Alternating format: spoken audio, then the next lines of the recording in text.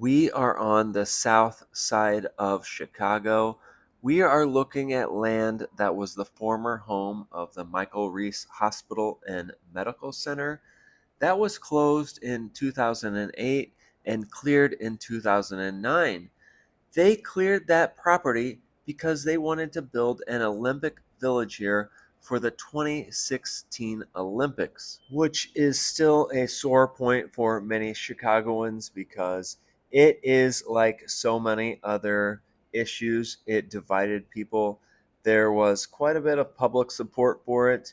They were really rallying people to build excitement, and that was happening. But at the same time, there was grassroots opposition because they wanted to put taxpayers on the hook for any cost overruns, and that does not go over well in a city like Chicago. But like so many other things, that was a complete waste of energy and excitement for everyone because when the IOC president stood at the podium to announce the 2016 host city, Chicago was the first eliminated. So it was a massive amount of public embarrassment because there was just so much behind this push to host the Olympics.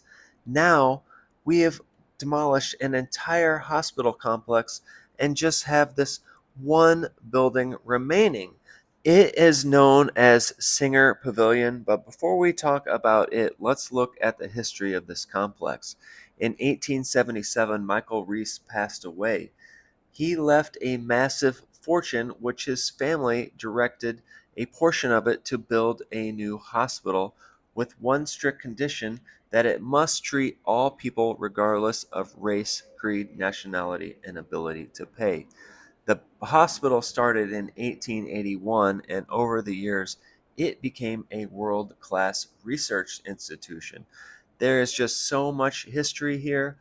I moved to Chicago before this was demolished, but not in time to really visit the site. So sadly, I don't have a lot of personal knowledge at this site, but I have talked to quite a few people who, I mean, lots of people actually, who they either had their children there, they were born there. You would not believe how many people still have a connection to this hospital even though it's been gone for almost 20 years now.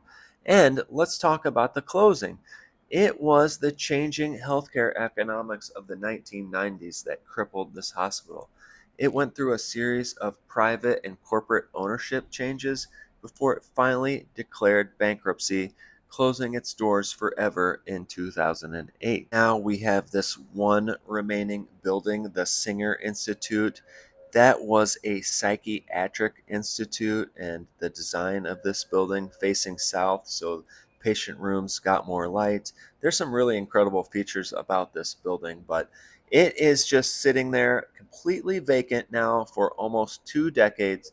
It is boarded up tight, so nobody should be getting inside anymore, but it is basically just a canvas for Chicago graffiti artists. And this is a spin into a drone 360 view. And as we see the truck parking there at the bottom of this shot, that is something that could be included in the development of this property because they can cap those railroad tracks.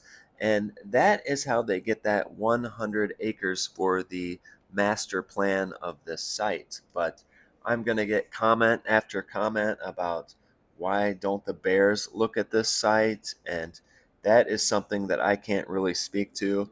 The Bears are a disappointment right now, leaving downtown Chicago for Indiana. That is really turning your back on an entire city. That means the Bears are zero consideration for this project right now.